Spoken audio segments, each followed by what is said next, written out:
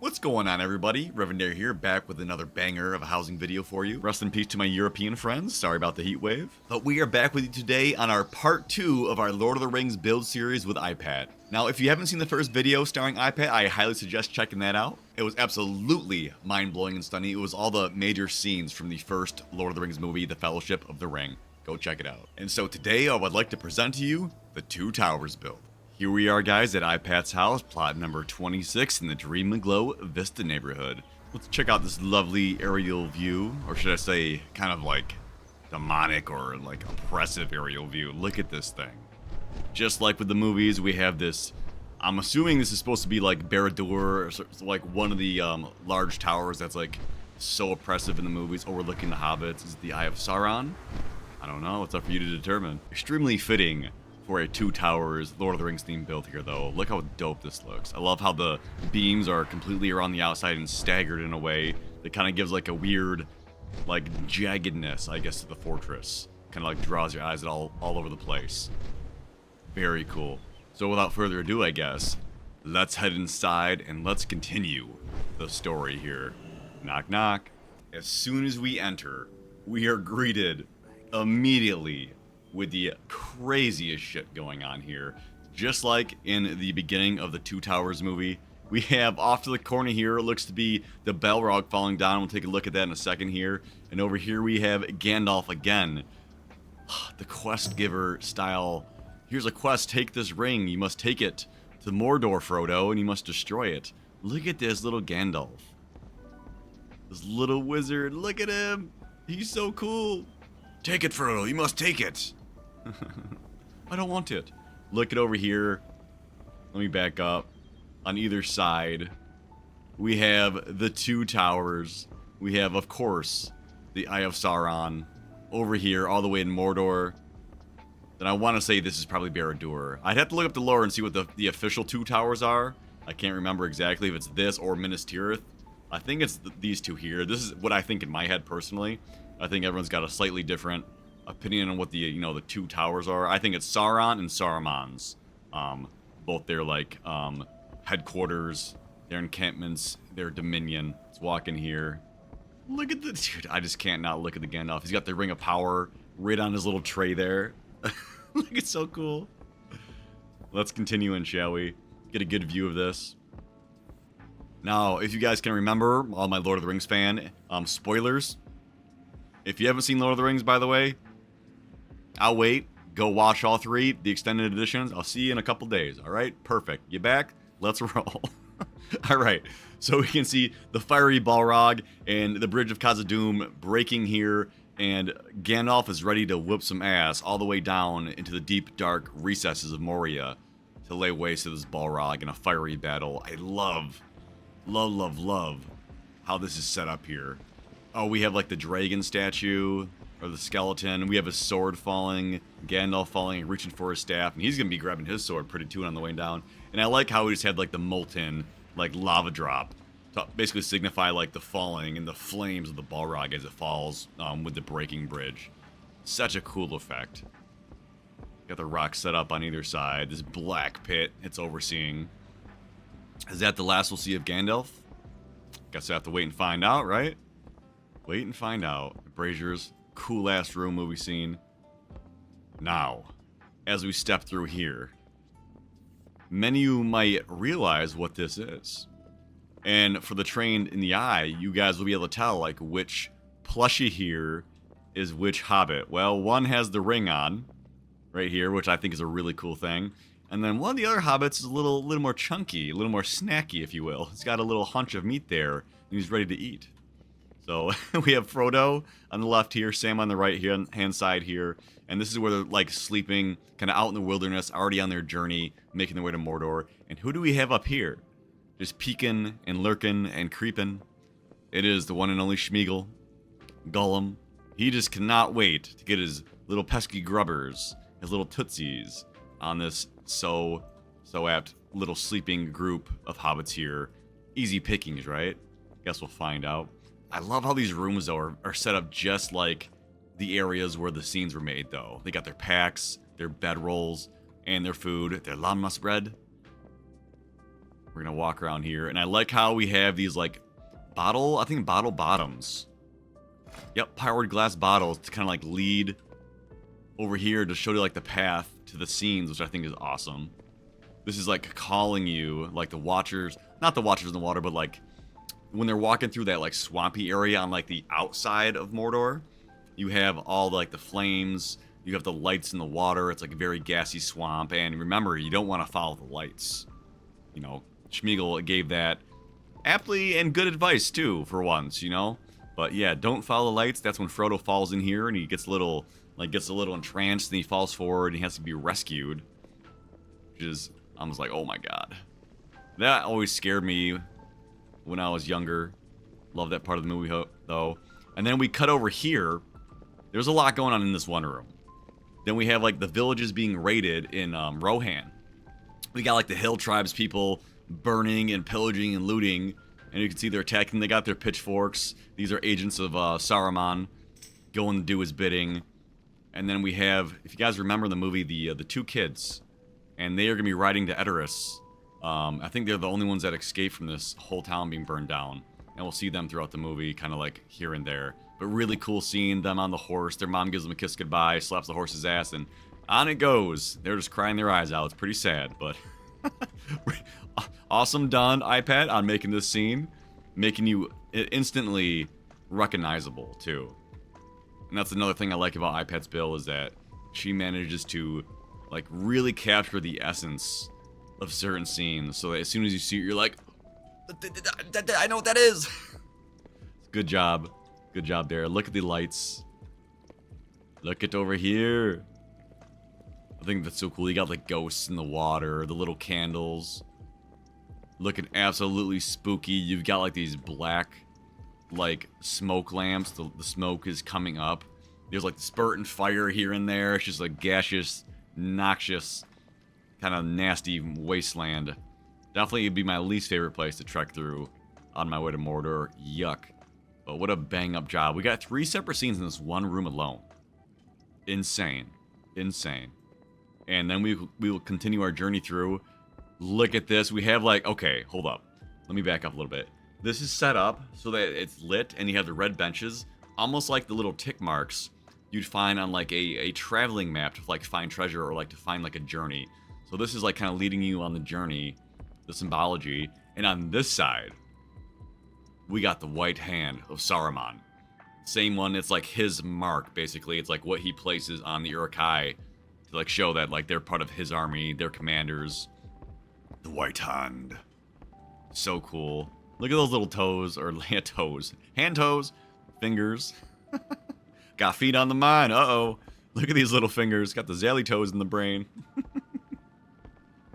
Really cool effect there. The symbolism is off the charts. Off the charts. Oh my god, look at this. Now, in this scene, we have the Black Gate of Mordor. And this is when Frodo and Sam are kind of, like, outside the Black Gate, and they're wondering, like, if they can sneak through and, like, kind of, like, sneak their way in. They're a bunch of sneaky little guys, you know? You have, like, troops coming out of here. You can see the eye, like, always ever present, off in the distance. Kind of casting its shadow, looking, perpetually looking for the ring. Look at these gate cells. These were so well made. So well made. Okay, they're made out of some Aracorn shelves, just put together. These are, like, signifying it's, like, gonna be opening. You got the gears, like, opening them up. I love, like, all the little things in here that are placed, like, signify an idea in the scene. Yeah, of course the Black Gate didn't have mechanized motors, but it shows that, like, how big and heavy and monstrous these doors were in order to move these things. These are, like, industrial-sized contraptions here. Really cool symbolism on that. I think it was trolls that were opening the doors. They were doing some stuff, too, but absolutely badass. Poor little guys are like, man, are we gonna be hiding over here? Also, look at this one. This one's definitely Sam. He's got the extra cushion for the pushing over here. He's a little rotund.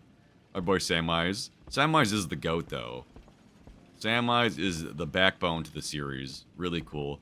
And also when you wrap around the corner here, kind of like it directs you to X marks the spot onto the next scene on the journey. So cool. So cool. And then we step right across from over there over to this scene. And what do we have over here? Dude. This is like when the music would swell in the movie. Basically, this is like right outside Barad-dûr, Saruman's, tower there, that big black, like, obsidian stone tower.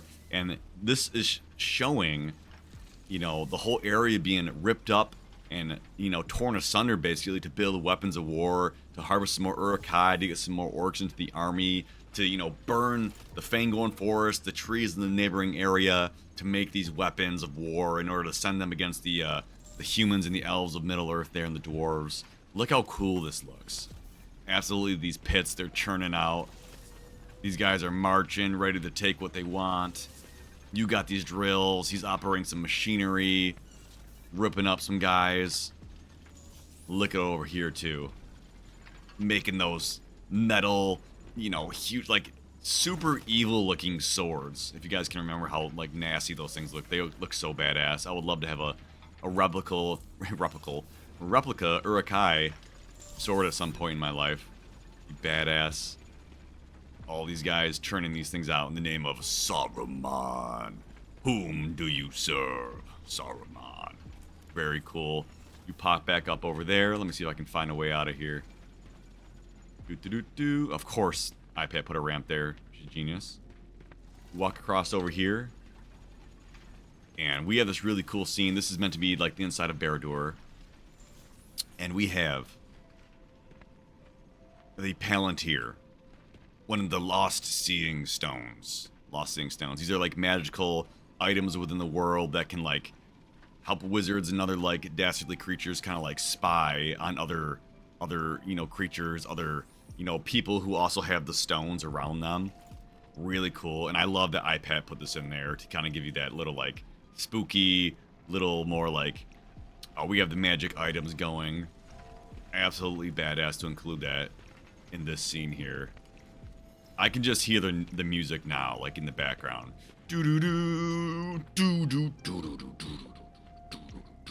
So freaking cool, man. Walking out of there. What a whole scene in itself. Then as we walk through here, it changes a little bit. We kind of get some more like wood. Some more regalness in here. Oh my god. Then you step in here. Ladies and gentlemen, welcome to Edoras. Welcome to Edoras indeed. Look at this. And we are greeted by a scene immediately as we step through the gates of the Great Hall. And we have a few key figures so expertly built in here. We have Gandalf the White, returned after fighting the Balrog and nearly dying, sent back to us from Gandalf the Grey to Gandalf the White. And he would, they did not deny the old man his walking stick when he walked in. And luckily, he was able to shine his light on King Theoden here to kind of break him out of his spell that Saruman had him under control here. You also have Wormtongue, Grimer, over here being a little sleaze bucket, just kind of whispering those sweet evil nothings into the ear of the King Theoden to poison his mind here. And look at, he just looks like a weenie. He's got a punchable face, and he's made out of baskets. Great job. Great job. He's even got like the black coat. Like, you can just tell he's evil, right? Like, Gandalf's in all white, Grimer's in all black, King Theoden is obviously like all messed up. I like what they did with the scraggly beard. Oh, his crown. Just made out of a goblet like that. That's so cool. He's just getting blasted with light. That's a really cool frame to see like the light coming out of Gandalf there, be hitting him to free him from his grasp. So freaking cool. And that's just the little scene there. We look up in here and see like the woodwork in the Great Hall here. This is so neat. Look at that behind all these elegant kind of like benches and woodwork and things like that. The banners behind himself. The fire. These like enamored pillars here with their banners of like the countrymen from the other tribes around the area. So badass, man. So badass. All the people represented here. You have the horses on the green banners to show like they're like a horse warfare, a horse faring people the Rohirrim represented everywhere around here, which I think is great. Really adds to that, like, Horse Lord Hall type situation here. You got the food spread in the Great Hall. Looking absolutely insane. Then we come over here and, dude, we just got this crazy, like, moonlight scene here. Crazy moonlight backdrop. So sick. That's just right off to the side. What is it, actually? It's a couple different things. Looks like the map.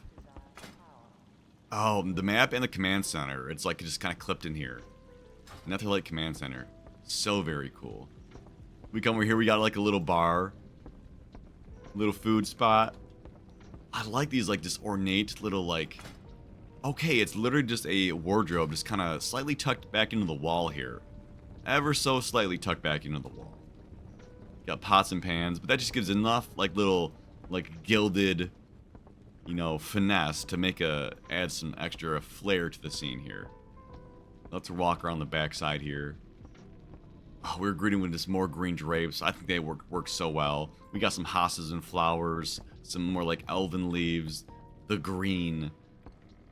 Really symbolizing, like, the fields of green, okay? And what's going on here? They're smoking some of the finest pipeweed in all of Middle Earth right over here. I can tell you right now. We can look out here, and you have, like, the burrows, kind of like where the warriors and everyone are buried here in Rohan. Really neat. Look at this, how cool this looks. That is badass. You got all sorts of different, like, barrel graves, the different rocks, different cemetery stones. Super neat little scene to look out and see that.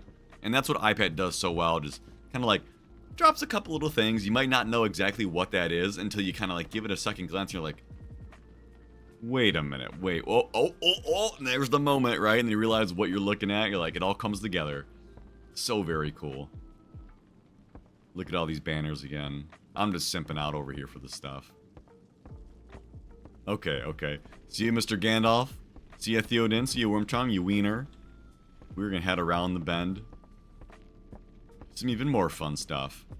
And I like how it transitioned to, as soon as you step around, you can kind of get this more like green vibe. Like this whole wall is set up to be more like elven. These leaves are like leading a little path. And this is looking like a little more industrial and dwarven, a little more dark over there on the right side. And then straight ahead of us, dude. Okay, we'll start over here. We're gonna go clockwise. I like how the leaves lead like you're leading into the forest. That's amazing.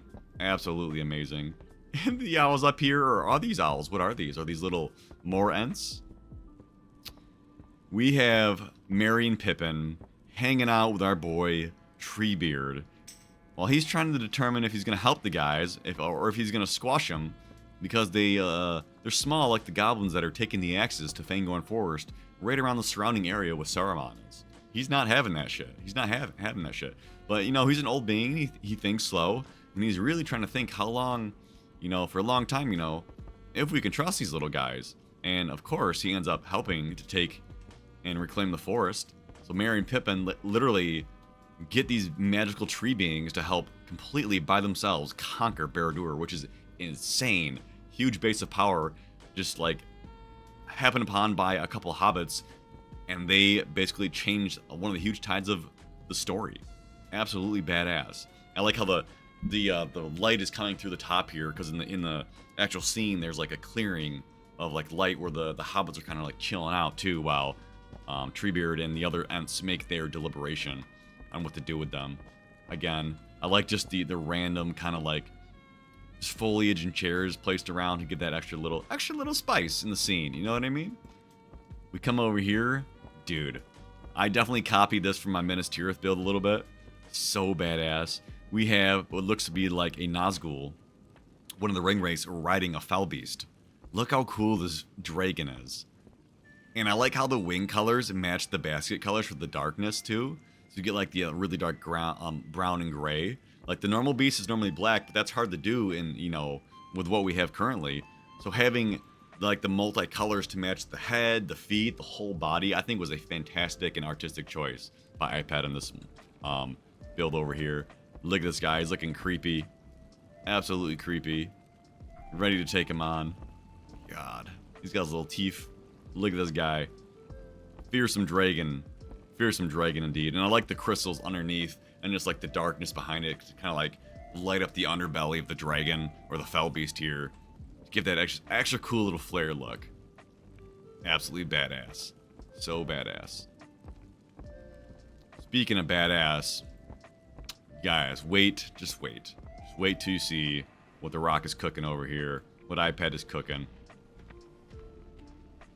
So right here, this is all going to make sense. I think a lot of you Lord of the Rings fans are going to understand what might be coming here. This is the penultimate part of the movie. One of my favorite scenes, or like a group of scenes in the entire Lord of the Rings trilogy or in cinema as a whole. I was so hyped for this as a kid, and I still get hyped for this. It looks like these guys are like barricading this like door / gate area here. And as we come up the stairs here and around the bend, what's going on here?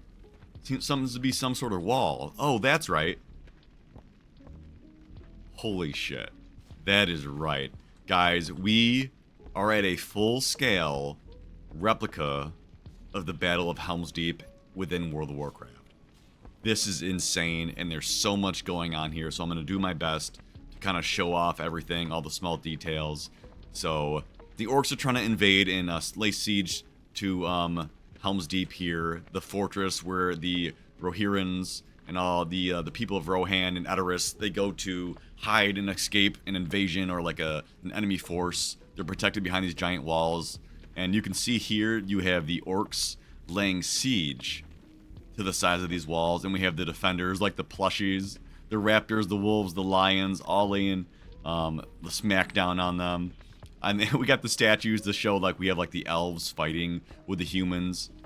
So cool. A couple little scenes here. Oh man, these guys are absolutely getting slaughtered as they come up here. I'm assuming this is supposed to be like a Gimli up here just whooping some ass. It only counts as one. Just absolutely dropping bodies left and right over here. a pool of orc blood. This guy is just smashed another orc too with his hammer. I love the use of these weapons here. This you can tell is an elf because the weapon used here, stabbing that little guy right in the head. Ooh, that's gotta hurt. Oh my god, this one too. There's so much cool stuff to look at. This guy is getting speared. This orc's getting speared right off the parapet here by the lion. He wasn't having it today. Bad day to be this orc. Absolutely cooked. Now, when we go down here, I want you guys to see something. Also, the raptor over there smashing that orc. We're like inside the fortress here. It makes sense that they're all like guarding the gate there, which they're trying to break through. And over here, look outside and what do we see? We see like a bomb and like someone diving in with a flame. That was like the weak spot in the sewer grate that was targeted, you know, by the Uruk-hai, by like that like suicide bomber Uruk-hai, to go and take out the blow hole within the castle keep. I'm gonna look at it from this side too, so you guys get a better view. Look how cool that is. He's like leaping through the air. Just, that's when they call for Legolas to take him down. He's just a little bit too late. He gets over there to that fuse to blow that thing up. Unfortunate, but hey, what are you gonna do? What are you gonna do? Let's explore down here a little bit more too. We have like the burning pitch siege engine over here. Really neat, loaded up with a lava ball. And look at all these plushies armed to the teeth. Every single one of these guys has like something goofy. We got hatchets, we got chisels, we got spears, we got shovels. We had the white hand of Saruman right here representing these little dastardly orcs as they try to siege Helm's Deep here. Running up through the middle of this like little killing field here. They got the battering ram. They're getting mowed down by the elves and the other archers up top. Look at this. All the axes just against the door. The little battering ram the plushies created. Oh no. Someone had a look how he's like about to drop. These like rocks or like spikes off. This one landed right in this orc's head. He is not having a good time. No sir. Oh, I love this effect too. How they like, oh, just like in the movie, you got the orcs on the top of these gates that are just being lifted up by the other orcs in order to push them up against the wall. What a trip that would be to get flown up on the side of the wall to try to fight. No thanks, dude. No thank you. This guy's got, ooh, stabbed by the forbidden fork. Not a way I'd want to go. Then you have like the drums. Dun, dun, dun, dun, dun, dun, dun. Got their battle marching beat. So ominous. I would have been shitting my pants, to be honest with you.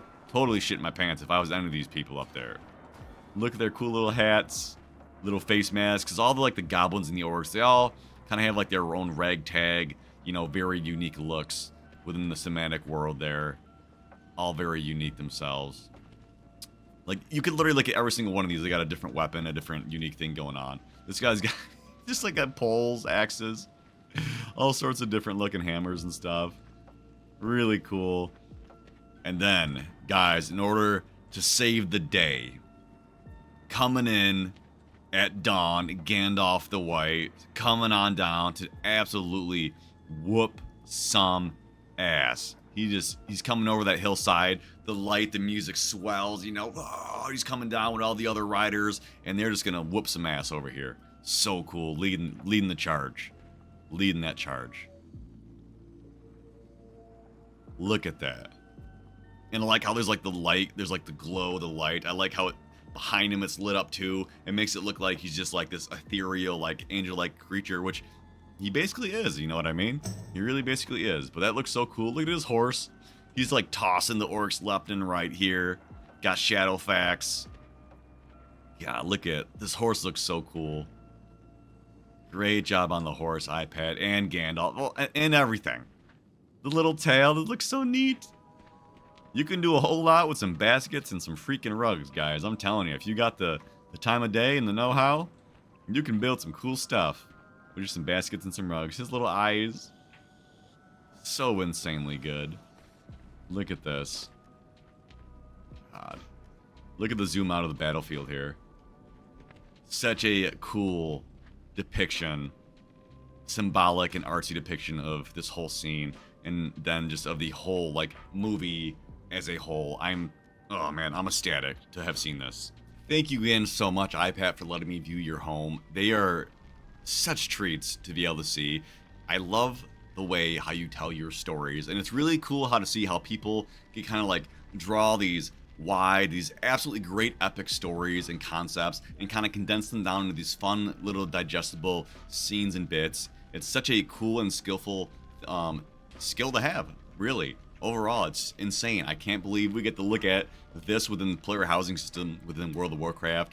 Now, Ipat, I'm pretty sure, is going to be more than happy to go and build a Return of the King house as well. Dude, I cannot wait if they decide to do that. Please do it, Ipat. Please, please. It'll be so sick, and I cannot wait to show it off for you guys. When and if they decide to do it, they will. I bet they will. They've been itching to build. But guys, thank you so much for spending this time with me.